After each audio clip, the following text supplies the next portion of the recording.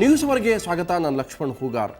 ತೆಂಗು ಬೆಳೆಗಾರ ಸಮಸ್ಯೆ ಆಯಿತು, ಕಬ್ಬು ಬೆಳೆಗಾರ ಸಮಸ್ಯೆ ಆಯಿತು, ಈಗ ಅಡಿಕೆ ಬೆಳೆಗಾರರ ತಲೆ ಮೇಲೆ ಚಪ್ಪಡಿ ಕಲ್ಲು ಎಳೆಯೋಕ್ಕೆ ಕೇಂದ್ರ ಸರ್ಕಾರ ಹೊಟ್ಟೆ ಇದೆಯಾ ಅನ್ನೋಂಥ ಒಂದು ಪ್ರಶ್ನೆ, ಮರಣ ಶಾಸನ ಬರಿತಾ ಇದೆ ಅನ್ನೋಂಥ ಒಂದು ದೊಡ್ಡ ಆತಂಕ ರಾಜ್ಯದ 5-6 ಲಕ್ಷ ಅಡಿಕೆ ಬೆಳೆಗಾರರಲ್ಲಿ ಮನೆ ಮಾಡಿದೆ. ಅಷ್ಟೇ ಅಲ್ಲ, ಅಡಿಕೆ ಪದಾರ್ಥ ಒಂದು ಆಹಾರ ಪದಾರ್ಥ, ಇದು ಬಹಳ ಅಪಾಯಕಾರಿ ಅನ್ನುವಂಥದ್ದು. ಇದರಿಂದ ಕಾಯಿಲೆ ಬರುತ್ತೆ, ಇದರಿಂದ ಕ್ಯಾನ್ಸರ್ ಬರುತ್ತೆ. ಈ ಪದಾರ್ಥ ಸೇವನೆಯನ್ನು ಮಾಡಬಾರ್ದು ಅನ್ನೋ ನಿಟ್ಟಿನಲ್ಲಿ ಕೇಂದ್ರದ ಆರೋಗ್ಯ ಇಲಾಖೆ ಅಂಥ ಒಂದು ಅಧ್ಯಯನ ವರದಿಯನ್ನು ನೀಡಿರ್ತಕ್ಕಂಥದ್ದು. ಈಗ ಇಡೀ ರಾಜ್ಯದ ಅಡಿಕೆ ಬೆಳೆಗಾರ ಅಷ್ಟೇ ಅಲ್ಲ, ಇಡೀ ದೇಶದ ಎಲ್ಲ ಅಡಿಕೆ ಬೆಳೆಗಾರರು ಕೂಡ ಒಂದು ರೀತಿಯ ಆತಂಕ ಮನೆ ಮಾಡಿದೆ. ಸೊ ಈ ಆತಂಕಕ್ಕೆ ಒಂದು ಪ್ರಮುಖ ಕಾರಣ, ಎಲ್ಲಿ ಒಂದು ರೀತಿಯ ಸಿಗರೇಟ್ ಲಾಬಿ ಕೆಲಸ ಮಾಡ್ತಾ ಇದೆಯಾ, ಇಂಥದ್ದೊಂದು ಅಪಾಯ ಆಗೋದೇ ಆದರೆ ರಾಜ್ಯದ 5-6 ಲಕ್ಷ ಅಡಿಕೆ ಬೆಳೆಗಾರರ ಭವಿಷ್ಯದ ಪ್ರಶ್ನೆ ಕೂಡ ಅಡಗಿದೆ. ಸೊ ಇವತ್ತು ನಾನು ಈ ವಿಷಯದ ಬಗ್ಗೆ ಚರ್ಚೆ ಮಾಡ್ತೇನೆ. ರಾಜ್ಯದ ಅಡಿಕೆ ಬೆಳೆಗಾರರ ಒಂದು ಕಷ್ಟದ ಪ್ರಶ್ನೆ ಇದೆ. ಸೊ ಇದಕ್ಕೆ ಕೇಂದ್ರ ಸರ್ಕಾರ ಯಾವ ರೀತಿ ಉತ್ತರ ಕೊಡುತ್ತೆ? ಈಗಾಗಲೇ ಸುಪ್ರೀಂ ಕೋರ್ಟ್ನ ಆದೇಶ ಹಿನ್ನೆಲೆಯಲ್ಲಿ ಗುಟ್ಕಾ ಬ್ಯಾನ್ ಆಗಿದೆ. ಆದರೆ ಗುಟ್ಕಾ ಬ್ಯಾನ್ ಆದ ನಂತರ ಅಡಿಕೆನೂ ಕೂಡ ಬ್ಯಾನ್ ಮಾಡಬೇಕಾ, ಅಡಿಕೆ ಬೆಳೆಗಾರರು ಅಡಿಕೆ ಬೆಳೀಬಾರ್ದು ಅನ್ನೋಂಥ ಒಂದು ಆತಂಕದ ಪ್ರಶ್ನೆ. ಮತ್ತೊಂದು ಕಡೆ ಅಡಿಕೆಯನ್ನು ಬಿಟ್ಟರೆ ಬೇರೆ ಏನು ಬೆಳೆ ಬೆಳೆಯೋಕ್ಕೆ ಅವಕಾಶ ಇದೆಯಾ ಅನ್ನೋಂಥದ್ದು ಕೂಡ ಇಲ್ಲಿ ಚರ್ಚಿಸುವಂಥದ್ದು. ಬಹುತೇಕ ಇವತ್ತು ಆ ವಿಷಯದ ಬಗ್ಗೆ ಚರ್ಚೆ ಮಾಡ್ತೀನಿ. ಇವತ್ತಿನ ವಿಶೇಷ ಅಡಿಕೆಗೆ ಅಪಾಯ.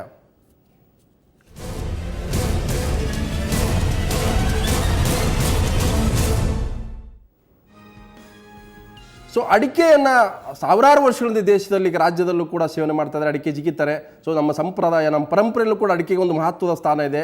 ಅಡಿಕೆಯಲ್ಲಿ ಯಾವುದೇ ರೀತಿಯ ಒಂದು ಒಳ್ಳೆಯ ಕಾರ್ಯಕ್ರಮ ಕೂಡ ನಾವು ಮಾಡೋದಿಲ್ಲ. ಅದರ ಜೊತೆಗೇ ಇವತ್ತು ಅಡಿಕೆ ಒಂದು ಮಾರುಕಟ್ಟೆಯಲ್ಲಿ ಒಂದು ರೀತಿ ಉತ್ಪಾದನೆಯಾಗಿ ಅದೊಂದು ಬಹು ಬೇಡಿಕೆಯ ಒಂದು ವಸ್ತು ಆಗಿದೆ, ಒಂದು ಉತ್ಪಾದನಾ ಒಂದು ಬೆಳೆ ಆಗಿರೋದ್ರಿಂದ ಒಂದು ಕಡೆ ಗುಟ್ಕಾ ಇರ್ಬೋದು, ಬೇರೆ ಬೇರೆ ರೀತಿಯಲ್ಲೂ ಕೂಡ ಬಳಕೆ ಮಾಡ್ಕೊಳ್ತಾ ಇದ್ದಾರೆ. ಆದರೆ ಈಗ ಆ ಗುಟ್ಕಾ ಬ್ಯಾನ್ ಆಗಿರೋದ್ರಿಂದ ಅಲ್ಲಿ ಹೋಗುವಂಥ ಅಡಿಕೆ ಕೂಡ ಈಗ ಬೇರೆ ರೀತಿಯಾಗಿ ನಾವು ಜಿಗಿಯೋಕ್ಕೆ ಮಾತ್ರ ಬಳಕೆ ಮಾಡ್ಕೊಳ್ತೀವಿ. ಆದರೆ ಇದರಲ್ಲಿ ಅಡಿಕೆಯಲ್ಲಿ ಕೂಡ ಯಾವ ರೀತಿ ಅಪಾಯಕಾರಿ ಇದೆ ಅನ್ನೋವಂಥ ಅಂಶಗಳು ಕೂಡ ಒಂದು ಕಡೆ, ಇದರಲ್ಲಿ ಕ್ಯಾನ್ಸರ್ ಆಗುತ್ತೆ, ಬಾಯಿ ರೋಗ ಇದೆ, ಹೈಪರ್ ಟೆನ್ಷನ್ ಆಗುತ್ತೆ, ಈ ರೀತಿ ಅನೇಕ ವಾದಗಳನ್ನು ಕೂಡ ವರದಿಯಲ್ಲಿ ಮಾಡಲಾಗ್ತಾ ಇದೆ.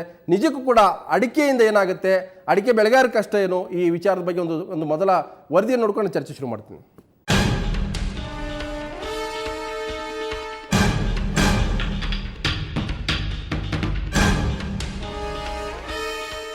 ಗುಟ್ಕಾ ನಿಷೇಧದಿಂದ ಭಾರೀ ಸಂಕಷ್ಟಕ್ಕೀಡಾಗಿದ್ದ ಅಡಿಕೆ ಬೆಳೆಗಾರರಿಗೆ ಈಗ ಮತ್ತೆ ಗಾಯದ ಮೇಲೆ ಬರೆ ಎಳೆದಂತಾಗಿದೆ.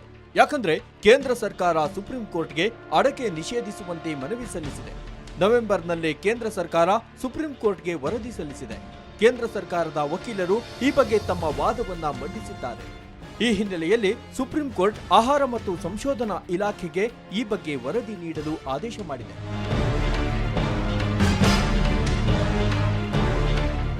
ಇನ್ನೊಂದೆಡೆ ಗುಟ್ಕಾ ನಿಷೇಧ ವಿಚಾರದಲ್ಲಿ ಕ್ಯಾಂಪ್ಕೋ ಬೆಳೆಗಾರರ ಪರ ಸುಪ್ರೀಂ ಕೋರ್ಟ್ನಲ್ಲಿ ದಾವೆ ಹೂಡಿದೆ. ಈ ದಾವೆ ಜನವರಿಯಲ್ಲಿ ಹೊಸ ಪೀಠಕ್ಕೆ ವಿಚಾರಣೆಗೆ ಬರಲಿದೆ.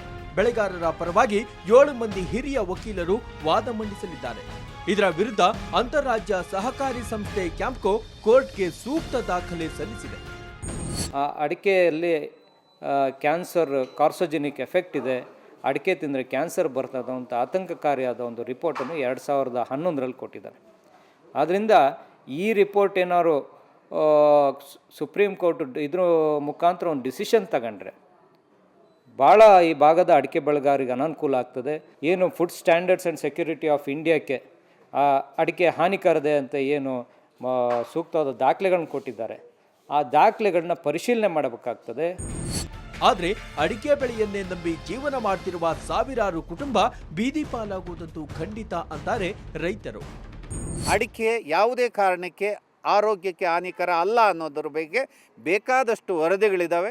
ಈಗಾಗಲೇ ವರದಿಯನ್ನು ಕೊಟ್ಟಿರ್ತಕ್ಕಂಥದ್ದು ಏನಿದೆ, ಇದು ಸತ್ಯಕ್ಕೆ ದೂರವಾದ್ದು, ಇದು ಅವೈಜ್ಞಾನಿಕವಾದಂಥ ವರದಿಗಳಾಗುತ್ತೆ ಅನ್ನೋದನ್ನು ಸರ್ಕಾರ ತಕ್ಷಣವೇ ಸುಪ್ರೀಂ ಕೋರ್ಟಿನ ಮುಂದೆ ತರಬೇಕು. ಈ ಅಡಿಕೆಗೆ ನಿಷೇಧ ಆಗ್ತಕ್ಕಂಥ ಅಪಾಯ ಏನು ಬಂದಿದೆ, ಇದನ್ನು ನಿವಾರಣೆ ಮಾಡಬೇಕು ಅನ್ನೋದನ್ನು ಈಗ ನಾವು ರಾಜ್ಯಕ್ಕೆ ಮತ್ತು ಕೇಂದ್ರ ಸರ್ಕಾರಕ್ಕೆ ಒತ್ತಾಯ ತರ್ತಾ ಇದ್ದೀವಿ. ಒಟ್ಟಲ್ಲಿ ನೂರಾರು ವರ್ಷಗಳಿಂದ ಬೆಳೆಯುತ್ತಿರುವ ಬೆಳೆಯನ್ನ ನಿಷೇಧಿಸುವುದಕ್ಕೆ ಹೊರಟಿರುವುದು ಎಷ್ಟು ಸರಿ ಅನ್ನೋದು ರೈತರ ಪ್ರಶ್ನೆ. ರಾಜ್ಯದ 10ಕ್ಕೂ ಹೆಚ್ಚು ಜಿಲ್ಲೆಗಳ ರೈತರ ಜೊತೆಗೆ ದೇಶದ ಲಕ್ಷಾಂತರ ರೈತರ ಜೀವನಕ್ಕೂ ಕೊಳ್ಳಿ ಇಡಲಿದೆ. ನ್ಯೂಸ್ ಬ್ಯೂರೋ, ಸುವರ್ಣ ನ್ಯೂಸ್. ನೆಗಡಿ ಬಂದರೆ ಮೂಗನ್ನೇ ಕತ್ತರಿಸಬೇಕಾ ಅನ್ನುವಂಥ ಪ್ರಶ್ನೆ ಇದೆ. ಬಹುತೇಕ ಗುಟ್ಕಾ ಬ್ಯಾನ್ ಆಗಲಿ, ಆದರೆ ಅಡಿಕೆ ಬ್ಯಾನ್ ಮಾಡಬೇಕಾ ಇಂಥದ್ದೊಂದು ಪ್ರಶ್ನೆ ಇದೆ. ಬಹುತೇಕ ಅಡಿಕೆ ಬ್ಯಾನ್ ಆದರೆ 5-6 ಲಕ್ಷ ಜನ ಬೀದಿ ಪಾಲಾಗ್ತಾರೆ. ಇದೊಂದು ಗಂಭೀರವಾದಂಥ ವಿಚಾರ. ಕರ್ನಾಟಕದಲ್ಲಿ ಅತಿ ಹೆಚ್ಚು ಅಡಿಕೆಯನ್ನು ಬೆಳೆಯುವಂಥವರು ಕೂಡ ಕರ್ನಾಟಕದಲ್ಲಿದ್ದಾರೆ. ನಾನು ಚರ್ಚೆಯನ್ನು ಮಾಡ್ತೇನೆ. ಜೊತೆಗೆ ಮಾಜಿ ಶಾಸಕರಾದಂಥ ವಡ್ನಾಳ್ ರಾಜಣ್ಣ ಕಾರ್ಯಕ್ರಮ ಸ್ವಾಗತ. ಹಾಗೆಯೇ ವಿಧಾನಸಭೆ ಪ್ರತಿಪಕ್ಷ ಉಪನಾಯಕರಾದಂಥ ಹಾಲಿ ಶಾಸಕರಂತ ರಾಜಣ್ಣ ಅವರು ಇದ್ದಾರೆ. ನಮ್ಮ ಜೊತೆಗೆ ವಿಧಾನಸಭೆ ಪ್ರತಿಪಕ್ಷ ಉಪನಾಯಕರಂತ ದತ್ತ ಅವರಿದ್ದಾರೆ. ದತ್ತ ಅವರು ನಿಮ್ಗೆ ಕೂಡ ಸ್ವಾಗತ. ಹಾಗೆಯೇ KPCCಯ ಕಿಸಾನ್ ಘಟಕದ ಉಪಾಧ್ಯಕ್ಷರಾದಂಥ ಸಚಿನ್ ಮೇಘ ಇದ್ದಾರೆ. ಸೊ ರೈತರ ಪರವಾಗಿ ಹೋರಾಟ ಕೂಡ ಮಾಡ್ತಾರೆ. ಮೇಘ, ನಿಮಗೂ ಕೂಡ ಸ್ವಾಗತ. ಹಾಗೆಯೇ ದೆಹಲಿಯಿಂದ ನಮ್ಮ ಜೊತೆಗೆ ಕಾಂಗ್ರೆಸ್ ಸಂಸದಂತ ಜಯಪ್ರಕಾಶ್ ಹೆಗಡೆ ಇದ್ದಾರೆ. ಹೆಗಡೆ ತಮಗೂ ಕೂಡ ಸ್ವಾಗತ. ಮೊದಲಿಗೆ ನಾನು ಜಯಪ್ರಕಾಶ್ ಹೆಗಡೆ ನಿಮ್ಮನ್ನೇ ಕೇಳ್ತೀನಿ. ಇಂಥದ್ದೊಂದು ಆತಂಕ ರಾಜ್ಯದ ಬೆಳೆಗಾರರಲ್ಲಿ ಮನೆ ಮಾಡಿದೆ. ಇದೊಂದು ರೀತಿ ಕ್ಯಾನ್ಸರ್ ಬರುತ್ತೆ, ಇದು ತಿಂದರೆ, ಇದನ್ನು ಜಿಗಿದ್ರೆ ಅಡಿಕೆನೇ ಬ್ಯಾನ್ ಮಾಡುವಂಥ ಒಂದು ಅಪಾಯಕಾರಿಯಾದಂಥ ನಿರ್ಧಾರಕ್ಕೆ ಕೇಂದ್ರ ಸರ್ಕಾರ, ಅದರಲ್ಲೂ ವಿಶೇಷವಾಗಿ ಈ food safety and standard authority of ಇಂಡಿಯಾಗೆ ಒಂದು ರಿಪೋರ್ಟ್ ಕೂಡ ಹೋಗಿದೆ ಅನ್ನೋಂಥದ್ದು. ಸೊ ನಿಜಕ್ಕೂ ಕೂಡ ನಿಮ್ಮ ಸರ್ಕಾರ ಕೇಂದ್ರದಲ್ಲಿ ಇಂಥ ಅಪಾಯದ ಅಂಚಿಗೆ ಕೈ ಹಾಕುತ್ತಾ ಅನ್ನುವಂಥ ಒಂದು ಪ್ರಶ್ನೆ ಇದೆ.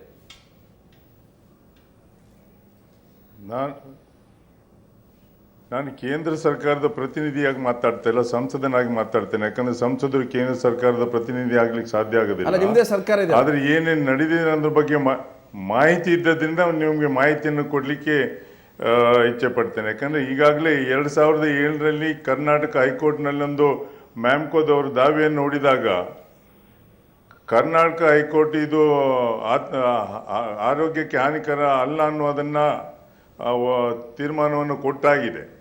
ಅದರಿಂದ ಇಲ್ಲಿ ಕೇಂದ್ರದಲ್ಲಿ ಯಾರು ಪಬ್ಲಿಕ್ ಇಂಟ್ರೆಸ್ಟ್ ಲಿಟಿಗೇಷನ್ ಹಾಕಿದಾಗ ಕೋರ್ಟ್ನವರು ಇದನ್ನು ಮಾಹಿತಿಯನ್ನು ತರಿಸಿದ್ರು. ರೆಫರ್ ಮಾಡಿದಾಗ ಅಲ್ಲಿಂದ ಕೆಲವು ವರದಿಗಳು ಬಂದದ್ರಲ್ಲಿ ಒಂದು 2-3 ವರದಿ ಇದೆ. ಒಂದು ಇದು director of national institute of health and family ವೆಲ್ಫೇರ್ನವ್ರದ್ದು ಒಂದು ಅಧ್ಯಕ್ಷತೆಯಲ್ಲಿ Indian council of medical research, Indian institute of public health, Tata memorial hospital, ಇವರು ಏಮ್ಸ್ನವರೆಲ್ಲ ಸೇರಿ ಒಂದು ವರದಿಯನ್ನು ಕೊಟ್ಟಿದ್ದಾರೆ. ಅದರಲ್ಲಿ ಒಂದು ಅಂಥ ದೊಡ್ಡ ಹಾನಿಕಾರಕ ಅಂತ ಕೊಟ್ಟಿಲ್ಲ. ಆದರೆ ವರ್ಲ್ಡ್ ಹೆಲ್ತ್ ಆರ್ಗನೈಸೇಷನ್ ಅವರು ಕೊಟ್ಟ ವರದಿಯಲ್ಲಿ it is injurious to health ಅಂತ ಒಂದು ಭಾಗದಲ್ಲಿ ಏನೋ ಕೊಟ್ಟಿದ್ದಾರೆ ಅನ್ನುವಂಥದ್ದು ಗೊತ್ತಿದೆ ನನಗೆ. ಅದರಿಂದ ಇದು ಮೊನ್ನೆ ದಿವಸ ಸುಪ್ರೀಂ ಕೋರ್ಟ್ ಈಗ ಅಲ್ಲಿ ಹಾಕಿದ್ದು ವರದಿ. ಆ ಸುಪ್ರೀಂ ಕೋರ್ಟಿಗೆ ಕೊಟ್ಟಂಥ ವರದಿಯನ್ನು 2011 ಫೆಬ್ರವರಿ 2ನೇ ತಾರೀಕಿನಂದು ಕೊಟ್ಟಂಥದ್ದು. ಆದ್ದರಿಂದ ಅಂದಿನಿಂದ ಇಂದಿಯವರ ಬಗ್ಗೆ ಮೊನ್ನೆ ಕೋರ್ಟಿಗೆ ನಮ್ಮ ಅಡಿಷನಲ್ ಸಾಲಿಸಿಟರ್ ಜನರಲ್ ಅವರು ಅಫಿಡವಿಟ್ ಅನ್ನು ಹಾಕಿದ್ದಲ್ಲ, ರಿಟರ್ನ್ ಆರ್ಗ್ಯುಮೆಂಟ್ ಅನ್ನು ಹಾಕಿದಾಗಲೂ ಸಹ ಇದನ್ನ ಬ್ಯಾನ್ ಮಾಡ್ಬೇಕಂತ ಎಲ್ಲೂ ಹೇಳೇ ಇಲ್ಲ. ಅಲ್ಲ, ಇಂಡೈರೆಕ್ಟ್ ಅದೇ ತಾನೇ ಅಪಾಯ ಅಂತಂದ್ರೆ ಕೇಳಿದ್ದು ಕೋರ್ಟ್ ಬಿಟ್ರೆ ಎಲ್ಲೂ ಇದರಲ್ಲಿ ಹಾನಿಕಾರಕ ಅನ್ನುವಂಥದ್ದು ಹೌದಲ್ವ ಅನ್ನೋದ್ರ ಬಗ್ಗೆ ಮಾಹಿತಿಯನ್ನು ಒಂದ್ ನಿಮಿಷ ಜಯಪ್ರಕಾಶ್ ನಾನು ಒಂದ್ ನಿಮಿಷ ಮಾತಾಡ್ತೀನಿ. ರಾಜಣ್ಣ ಅವರೇ ಈಗ ಹೇಳ್ತಾ ಇದಾರೆ ಯಾವುದೇ ಅಪಾಯ ಇಲ್ಲ ಅಂತ ಹೇಳ್ತಾರೆ. ಬಟ್ ಹಿಂದ್ಗಡೆಯಿಂದ ಅಂದ್ರೆ ಹಿಂಬಾಗಿಲಿನಿಂದ ಇದರಿಂದ ಹಂಗ ಅಪಾಯ ಆಗಿದೆ, ಇದರಿಂದ ಹಿಂಗಿದೆ, ಇದು ತಿಂದ್ರೆ ಬಾಯಿ ಕ್ಯಾನ್ಸರ್ ಬರುತ್ತೆ, ಇದು ಮಾಡಿದ್ರೆ ಹೀಗೆ ಬರುತ್ತೆ, ಈ ರೀತಿ ಹೇಳ್ತಾ ಒಂದು ರೀತಿ ಅಭಿಪ್ರಾಯವನ್ನು ಸಂಗ್ರಹಿಸೋದು ಅಂತ ಅಂದ್ರೆ ರೂಢಿಸೋದು ಸಮಾಜದಲ್ಲಿ. ಅಂದ್ರೆ ಯಾರು ಕೂಡ ಅಡಿಕೆಯನ್ನು ಸೇವನೆ ಮಾಡಬಾರ್ದು. ಈಗ ನೆಗಡಿ ಬಂದಿದ್ರೆ ಮೂಗು ಕತ್ತರಿಸಕ್ಕೆ ಹೋಗ್ಬಿಟ್ರೆ ನಮ್ಮ 5-6 ಲಕ್ಷ ಜನರು ಬೀದಿ ಪಾಲಾಗ್ತಾರೆ, ಮಣ್ಣು ಪಾಲಾಗ್ತಾರೆ. ಈಗ ಕರ್ನಾಟಕದಲ್ಲಿ ಸುಮಾರು 6 ಲಕ್ಷ ಎಕರೆಯಲ್ಲಿ ಅಡಿಕೆ ಬೆಳೆಗಾರರು ಬೆಳೀತಾ ಇದ್ದಾರೆ. ಸುಮಾರು 5-6 ಲಕ್ಷ ಕುಟುಂಬಗಳು ಅದರಲ್ಲಿ ಇನ್ವಾಲ್ವ್ಮೆಂಟ್ ಇದೆ. ಹಾಗಾಗಿ ಇದೊಂಥರ ಆತಂಕದ ವಾತಾವರಣ ಇವತ್ತು ನಿರ್ಮಾಣ ಆಗಿದೆ.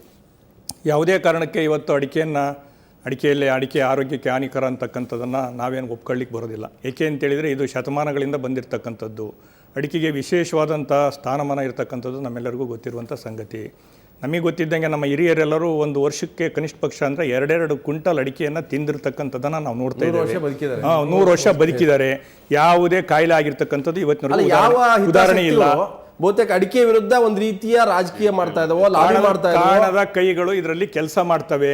ನಿಜವಾಗ್ಲೂ ಹೇಳಬೇಕು ಅಂತೇಳಿದರೆ ಅಡಿಕೆಯನ್ನು ಹೆರಿಗೆ ಆದಂಥ ಹೆಣ್ಮಕ್ಳುಗಳಿಗೆ ಅಡಿಕೆ ಎಲೆ, ಸುಣ್ಣ ಜೊತೆಗೆ ಬಜೆ ಅಂತ ಬರ್ತಿತ್ತು ಅವಾಗ. ಬಜೆ, ಜಾಯ್ಕಾಯಿ, ಪತ್ರೆ ಎಲ್ಲ ಕೊಡ್ತಾ ಇದ್ರು. ಆರೋಗ್ಯಕ್ಕೆ ಒಳ್ಳೇದು ಅಂತಕ್ಕಂಥದ್ದನ್ನು ಅವ್ರು ಯಾರ್ಯಾರು ಆ ರಿಪೋರ್ಟನ್ನು ಕೊಟ್ಟಿದ್ದಾರೋ ಅವ್ರು ಒಂದು ಸ್ವಲ್ಪ ದಿವಸ ಅಡಿಕೆಯನ್ನು ತಿಂದು ನೋಡಿದರೆ ಅವರಿಗೆ ಗೊತ್ತಾಗುತ್ತೆ ಅಂತಕ್ಕಂಥ ಅಭಿಪ್ರಾಯ ನಂದು. ಎಸ್ ದತ್ತ ಅವರೇ, ಇಲ್ಲಿ ನನ್ನ ಹತ್ರ ರಿಪೋರ್ಟ್ ಇದೆ. ಅಮಲ್ ಪುಷ್ಪ ಅಂತೇಳಿ ಅವರು ಅಧಿಕಾರಿಗಳು ಕೊಟ್ಟಿರ್ತಕ್ಕಂಥದ್ದು. ಇಲ್ಲಿ ಹೇಳ್ತಾರೆ, in view of the above as also in view of scientific evidence on the harmful effects of consumption of betel nut, the meeting recommended that areca nut or betel nut should be classified as an injurious substance. Many minutes of the meeting held 272013 annexer ಅಂತ ಹೇಳ್ತಾರೆ. ಈಗ ಒಡ್ನಾಳ ರಾಜಣ್ಣ ಅವ್ರು ಹೇಳಿದ ಮಾತಿಗೆ ನನ್ನ ಸಂಪೂರ್ಣ ಸಹಮತಿ ಇದೆ. ಹಾಗೆ ನೋಡಿದ್ರೆ ಈಗ ನಮ್ಮ ತಂದೆ, ನಮ್ಮ ಅಜ್ಜ, ನಾವು ಹಳ್ಳಿಯವರೆಲ್ಲ ನಾವು ನೋಡ್ಬಿಟ್ಟಿದ್ದೀವಿ. ಹಾಗಾಗಿ ಅವರೆಲ್ಲ ದೀರ್ಘಾಯುಷ್ಯಗಳು ಭಾಳ ವರ್ಷಗಳ ಕಾಲ ಯಾವುದು ಆರಾಮಾಗಿ ಬದುಕಿದಂಥ ಜನ. ಮತ್ತು ಅವರಿಗೆ ಬೆಳಗ್ಗೆ ಮಧ್ಯಾಹ್ನ ಸಂಜೆ ಅಲ್ಲ, ದಿನಕ್ಕೆ 24 ಗಂಟೆ ಬಾಯಿನಲ್ಲಿ ಇರಲೇಬೇಕಿತ್ತರು. ಅಷ್ಟರ ಮಟ್ಟಿಗೆ ಅದಕ್ಕೆ ಒಂದು ರೀತಿ ಹೊಂದ್ಕೊಂಡಿದ್ದವರು. ಹಾಗಾಗಿ ಅದ್ರ ಬಗ್ಗೆ ವ್ಯಾಖ್ಯಾನ ಬೇರೆ. ಆದರೆ ಒಂದು ಈ ಅಮಲ್ ಪುಷ್ಪ ಅವರು ಬರೆದಿರುವಂಥದ್ದು, ಮತ್ತೊಂದು ಈ ಸರ್ಕಾರ ಈಗ ಮೀಗ ಅವರು ಹೈಕೋರ್ಟ್ ಅಧಿಕಾರಿಗಳೇನಾದ್ರ ಅದಕ್ಕೆ ಏನು ಅಂದರೆ, ಯಾವಾಗಲೂ ಕೂಡ ನಮ್ಮ ಅಧಿಕಾರಶಾಹಿಗಳಿದಾರಲ್ಲ, ಅವರು ಇತ್ತೀಚಿನ ದಿನಗಳಲ್ಲಿ ಇದೊಂದು ದೊಡ್ಡ ಕೆಟ್ಟ ಪ್ರವೃತ್ತಿ ಏನು ಬಂದಿದೆ ಅಂದರೆ, ಒಂದಲ್ಲ ಒಂದು ಲಾಬಿ ಇನ್ನೊಂದರ ವಿರುದ್ಧವಾಗಿ ತನ್ನ ವಾಣಿಜ್ಯದ ಲಾಭಕ್ಕೋಸ್ಕರವಾಗಿ ವ್ಯಾಪಾರೀಕರಣದ ದೃಷ್ಟಿಯಿಂದ ಹತ್ತಿಕ್ಕುವಂಥದ್ದು, ತನ್ನ ಮೂಲಕ ತಾನು ಲಾಭ ಮಾಡುವಂಥ ಒಂದು ಲಾಬಿಗಳು ಕೆಲಸ ಮಾಡ್ತಾಯಿದ್ವಿ. ಈಗ ನನಗೆ ಭಾಳ ಆಶ್ಚರ್ಯ ಮತ್ತು ಭಾಳ ಕ್ರೂರ ವ್ಯಂಗ್ಯವಾಗಿ ಕಾಣೋದೇನಪ್ಪ ಅಂತಂದರೆ, ಇವತ್ತು ಸಿಗರೇಟು ನೇರವಾಗಿ ಕಾಣುತ್ತೆ. ತಂಬಾಕು, ನಾವು ತಂಬಾಕನ್ನು ಇವತ್ತಿನವರೆಗೆ ನಿಷೇಧ ಮಾಡಿದ್ದೀವ? ತಂಬಾಕು ನಿಷೇಧ ಮಾಡಿಲ್ಲ. ಅಷ್ಟೇ ಅಲ್ಲ, ಕೇಂದ್ರ ಸರ್ಕಾರನೇ ಈ ಹೊಗೆ ಸೊಪ್ಪು ಬೆಳೆಗಾರರಿಗೋಸ್ಕರನೇ ಒಂದು ತಂಬಾಕು ಅಭಿವೃದ್ಧಿ ಮಂಡಳಿ ಇದೆ. ಅಯ್ಯೋ ಪ್ಯಾಕೇಜು, ಅವರಿಗೆ ದುಡ್ಡು, ಹೈದರಾಬಾದ್ ಅಂತೂ ಕೂಡ ಅದರ ಅದು ಆಗರ ಹೈದರಾಬಾದು. ನಮ್ಮವೆಲ್ಲ ಹೊಗೆ ಸೊಪ್ಪು ಬೆಳ್ಕೊಂಡು ಆ ಕಡೆಗೆ ಹೋಗಬೇಕು ಅಂತೀವಿ. ಹಾಗಾಗಿ ಇಷ್ಟರ ಮಟ್ಟಿಗೆ ಇವತ್ತು ನಮ್ಮ ಹುಣಸೂರು, ಪಿರಿಯಾಪಟ್ಟಣ ಸುತ್ತಮುತ್ತ ಹೊಗೆ ಸೊಪ್ಪು ಬೆಳೆಯುವಂಥದ್ದೇ ರೈತರುಗಳಿದ್ದಾರೆ. ಹಾಗಾಗಿ ಇವತ್ತು ನಾವು ಅವ್ರಿಗೂ ಕೂಡ ಹೊಟ್ಟೆಗೆ ಹಾಕುವಂಥ ಹೊಟ್ಟೆ ಮೇಲೆ ಹೊಡೆಯೋದಲ್ಲ. ಹಾಗಾಗಿ ಸಿಗರೇಟನ್ನು ನಾವಿದ್ದವರು ಒಪ್ಕೊಂಡು ಅದರ ಮೇಲೆ ನೀವು ಸ್ಟ್ಯಾಚ್ಯುಟರಿ ವಾರ್ನಿಂಗ್ ಆಗಿ ಶಾಸನಬದ್ಧ ಎಚ್ಚರಿಕೆ ಅಂತ ಹಾಕ್ಕೊಂಡು ಇವತ್ತು ನಾವು ಮಾರಾಟ ಮಾಡೋದಕ್ಕೆ ಪರವಾನಗಿ ಕೊಟ್ಟಿರುವಂಥ ಸರ್ಕಾರಗಳು ಎಲ್ಲೋ ಒಂದು ಕಡೆಯಲ್ಲಿ ಏನೂ ಅಲ್ಲದ್ದು, ಏನು ಕಿಂಚಿತ್ತೂ ಅದರೊಳಗಡೆ ಸಂಪೂರ್ಣವಾಗಿ ಇಲ್ಲವೇ ಇಲ್ಲ ಅಂಥದ್ದನ್ನು ನೀವು ಒಂದೇ ಇದಕ್ಕೆ ಮೂಲ ಕಾರಣ ಏನು ಅಂದರೆ, ಮೂಲತಃ ತಪ್ಪಾಗಿರೋದು ಈ ಅಡಿಕೆನ ನಾವು ಆಹಾರ ಪದಾರ್ಥ ಅಂತ ಅನ್ನೋ ಥರದಲ್ಲಿ ಪಟ್ಟಿನಲ್ಲಿ ಸೇರಿಸಿದ್ವಿ. ಪ್ರಾಡಕ್ಟ್ ಅಂತ ಮಾಡಿ ಆಹಾರ ಪದಾರ್ಥ ಅಂತ ಸೇರಿಸಿದಾಗ ಇದರೊಳಗಡೆ ಇದಿದೆಯಾ, ಸೇವನೆಗೆ ಯೋಗ್ಯವೇ, ಆರೋಗ್ಯಕ್ಕೆ ಹಾನಿಕರವೇ ಅನ್ನೋ ಪ್ರಶ್ನೆಗಳು ಉದ್ಭವ ಆಗ್ತಾರೆ. ಆದರೆ ಇಷ್ಟು ವರ್ಷಗಳ ನಮ್ಮ ಅನುಭವದ ಒಳಗಡೆ ಮೂಲವಾಗಿ ಅದು ಒಂದು ಅಕ್ಕಿ ಬೇಳೆ ಥರದ್ದಲ್ಲ. ಅದು ಅಡಿಕೆಯನ್ನು ಬಣ್ಣಕ್ಕೆ ಉಪಯೋಗಿಸ್ತಾರೆ, ಬಣ್ಣದ ತಯಾರಿಕೆಗಳಿಗೆ ಉಪಯೋಗಿಸ್ತಾರೆ, ಪೇಂಟ್ಗೆ ಉಪಯೋಗಿಸ್ತಾರೆ ಮತ್ತು ಬೇರೆ ಬೇರೆದಕ್ಕೆ ಉಪಯೋಗಿಸ್ತಾರೆ. ಹಾಗಾಗಿ ಅಡಿಕೆ ಒಂದು ವಾಣಿಜ್ಯ ಬೆಳೆ. ತೆಂಗು ಮತ್ತು ನೆಲಗಡಲೆ ನಾವು ಯಾವ ಥರ ಅಂತೀವೋ, ತಂಬಾಕು ಅಂತೀವೋ, ಹಾಗೆ ಇದು ವಾಣಿಜ್ಯ ಬೆಳೆ. ಈ ವಿಷಯದಲ್ಲೂ ಕೂಡ ಮೂಲತಃ ತಪ್ಪಾಗಿದೆ. ಈಗ ಸರ್ಕಾರ ಈಗ ಇದ್ದಕ್ಕಿದ್ದಾಗ 2011ರಿಂದ ಚುರುಕಾಗಿದೆ ಅಂದರೆ ನನಗನ್ನಿಸ್ತಾ ಇದೆ ಯಾವುದೋ ಪಟ್ಟಭದ್ರ ಹಿತಾಸಕ್ತಿ ಲಾಭಿಗಳೇ. ಸಚಿನ್ ಅವರೇ, ಒಂದು ಪ್ರಶ್ನೆ ಇರ್ತಕ್ಕಂಥದ್ದು ಇಲ್ಲಿ, ಇವತ್ತು ಅಡಿಕೆ ಬೆಳೆಗಾರರು ನಮಗೇನೋ ಗುಟ್ಕಾ ಕಂಪ್ನಿ ಬಂತು ಅಂತ ಯಾರು ಅಡಿಕೆ ಬೆಳೆದಿರಲಿಲ್ಲ. ಏನು 10 ವರ್ಷ 15 ವರ್ಷ ಗುಟ್ಕಾ ಕಂಪ್ನಿಗಳಿದ್ವಾ? 100 ವರ್ಷಗಳಿಂದ ಮೋಸ್ಟ್ಲಿ ಇದರಲ್ಲಿ ತಂಬಾಕು ಲಾಬಿನೋ ಅಥವಾ ದೊಡ್ಡ ದೊಡ್ಡ ಬಹುರಾಷ್ಟ್ರೀಯ ಕಂಪನಿಗಳು ತಮ್ಮ ಸಿಗರೇಟ್ ಉದ್ಯಮವನ್ನು ವಿಸ್ತಾರ ಮಾಡಲಿಕ್ಕೆ ಭಾರತದಂಥ ದೊಡ್ಡ ವಿಪುಲವಾದಂಥ ಒಂದು ಪ್ರದೇಶ ಇಲ್ಲಿ ವಿಸ್ತಾರ ಮಾಡಿ ನಮ್ಮ ಬೆಳೆಗಾರರನ್ನ ಮರಣ ಶಾಸನ ಬರೀಲಿಕ್ಕೆ ಹೊರಟಿದ್ದಾರೆ ಅನ್ನೋಂಥದ್ದು ಕೂಡ ಒಂದು ಅಪಾಯ ಇದೆ. ಖಂಡಿತ ಹೋಗಾರವ್ರೆ, ಇವತ್ತು ಭಾಳ ಮುಖ್ಯವಾಗಿ ನೀವೇನು ಹೇಳಿದ್ರಿ, ತಂಬಾಕು ಲಾಬಿನ ಅಥವಾ ಬೇರೆ ಬೇರೆ ಅದಕ್ಕೆ ಸಂಬಂಧಪಟ್ಟಂಥ ಕಂಪ್ನಿಗಳು. ಯಾಕಂದರೆ 2007ರಲ್ಲಿ ಸುಪ್ರೀಂ ಕೋರ್ಟ್ ಮುಂದೆ ಇದು ಇವತ್ತು ನಿನ್ನೆದು ಕತೆ ಅಲ್ಲ, ಇದು 2007ರಲ್ಲಿ ಅಸ್ತಮಾ ಸೊಸೈಟಿ ಆಫ್ ಇಂಡಿಯಾದವರು ಇದು ಕೇಸ್ ಹಾಕಿರೋದು ಗುಟ್ಕಾ ಬ್ಯಾನ್ ಮಾಡಲಿ ಅಂತ. ಆದರೆ 2010ರಲ್ಲಿ ಸುಪ್ರೀಂ ಕೋರ್ಟು ಒಂದು ರಿಪೋರ್ಟ್ ಕೇಳ್ತು ಕೇಂದ್ರ ಸರ್ಕಾರದ ಆರೋಗ್ಯ ಇಲಾಖೆಗೆ, ನೀವು ಈ ಗುಟ್ಕಾ ಬಗ್ಗೆ, ಪಾನ್ ಪರಾಗು, ಪಾನ್ ಮಸಾಲ ಬಗ್ಗೆ ಒಂದು ಸೈಂಟಿಫಿಕ್ ಎವಿಡೆನ್ಸ್ ಆಗಿ ಒಂದು ರಿಪೋರ್ಟ್ ಕೊಡಿ ಅದ್ರ ಹಾನಿಕರದ ವಿಚಾರಗಳ ಬಗ್ಗೆ ಅಂತ. ಆವಾಗ 2011ರಲ್ಲೇ ಸುಪ್ರೀಂ ಕೋರ್ಟಿಗೆ ಕೇಂದ್ರ ಆರೋಗ್ಯ ಸಚಿವಾಲಯ ಸಬ್ಮಿಷನ್ ಮಾಡ್ತು. ಆದರೆ ಸುಪ್ರೀಂ ಕೋರ್ಟ್ ಎಲ್ಲೋ ಅಡಿಕೆದ ಬಗ್ಗೆ ಅಥವಾ ಅಡಿಕೆ ಬೀಟಲ್ ನಟ್ ಬಗ್ಗೆ ಹಾನಿಕರ ಇದೆಯೋ ಇಲ್ವೋ ಅಂತ ಎಲ್ಲೂ ಕೇಳಿಲ್ಲ.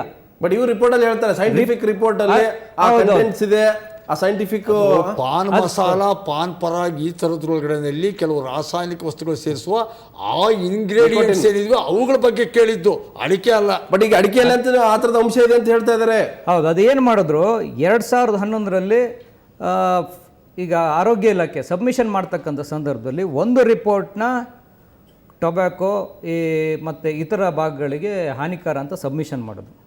ಎರಡನೇ ವಿಚಾರದಲ್ಲಿ ಅಡಿಕೆ ಬಗ್ಗೆ ಹಾನಿಕರವಾಗಿರ್ತಕ್ಕಂಥ ಸೈಂಟಿಫಿಕ್ ಡಾಕ್ಯುಮೆಂಟ್ಸ್ನ ಅವ್ರು ಯಾರ ಮೇಲೂ ಅಡಿಕೆನ ತಗೊಂಡೋಗಿ ಒಂದು ಸಂಶೋಧನಾ ಕೇಂದ್ರದಲ್ಲಿ ಪರೀಕ್ಷೆ ಮಾಡಿಲ್ಲ. ಅವರು ಸೀದಾ ತಗೊಂಡೋಗಿ ಅದನ್ನ ಈ ಗುಟ್ಕಾ ಪಾನ್ ಮಸಾಲ ಕನ್ಸ್ಯೂಮ್ ಮಾಡಿರ್ತಕ್ಕಂಥ ಸೇವನೆ ಮಾಡಿರ್ತಕ್ಕಂಥ ವ್ಯಕ್ತಿಗಳ ಬ್ಲಡ್ ಅನಾಲಿಸಿಸ್ ಇದನ್ನೆಲ್ಲ ಮಾಡಿ ಒಂದು ರಿಪೋರ್ಟ್ ಇರೋ ಒಂದು ವ್ಯಕ್ತಿನ ಟೆಸ್ಟ್ ಸ್ಯಾಂಪಲ್ ಮಾಡಿದ್ರೆ ಬಂದೇ ಬರುತ್ತೆ. ಖಂಡಿತ ಬರ್ತದೆ. ಅಂತ ರಿಪೋರ್ಟ್ನ ತಗೊಂಬಂದು ಸುಪ್ರೀಂ ಕೋರ್ಟ್ ಕೇಳ್ದಿದ್ರು. ಯಾವುದೇ ಸರ್ಕಾರ ಏನಿದು ಅಡಿಕೆನ ಬ್ಯಾನ್ ಮಾಡಿ ಅಥವಾ ಹಾನಿಕರ ಇದೆಯೋ ಕೇಳಿಲ್ಲ. ಸುಪ್ರೀಂ ಕೋರ್ಟೇ ಸರ್ಕಾರವನ್ನು ಕೇಳ್ತು. ಇದಕ್ಕೆ ಅಂಶ ಇದೆ. ಖಂಡಿತ ಇದರಲ್ಲಿ ಅಡಿಕೆ ಹೇಗೆ ಬಂತು ಅಂತ ನೋಡಿದ್ರೆ ನೀವು ಹೇಳ್ದಂಗೆ ಯಾವುದೋ ಕಂಪ್ನಿಗಳ ಕೈವಾಡ ಇದರಲ್ಲಿ ಶಂಕೆ ಕಾಣ್ತಿದೆ. ಭಾಳ ಮುಖ್ಯವಾಗಿ ಅಮಲ್ ಪೋಸ್ಟ್ ಬರ್ಬೋದು, ಕೇಂದ್ರದ ಆರೋಗ್ಯ ಸಚಿವಾಲಯದ ಅಧಿಕಾರಿಗಳು ಇವರೇ ನೇರವಾಗಿ ಹೊಣೆ ಆಗ್ತಿದ್ದಾರೆ. ಇವತ್ತು ಇಂಥ ಒಂದು 2011ರಲ್ಲಿದ್ದು ಇಲ್ಲಿ ತನಕ ಅದು ಯಾರ್ದು ಗಮನಕ್ಕೆ ಬರದೇ ಇರತಕ್ಕಂಥ ವಿಚಾರವನ್ನು ನಾವಿಲ್ಲಿ ಖಂಡಿತ ಮತ್ತೆ ಚರ್ಚೆ ಮಾಡ್ತೀನಿ. ನಮ್ಮ ಜೊತೆಗೆ ಇನ್ನಷ್ಟು ಅತಿಥಿಗಳು ಕೂಡ ಸೇರ್ಕೊಳ್ತಾರೆ. ಅದಕ್ಕಿಂತ ಮೊದಲು ಬ್ರೇಕ್.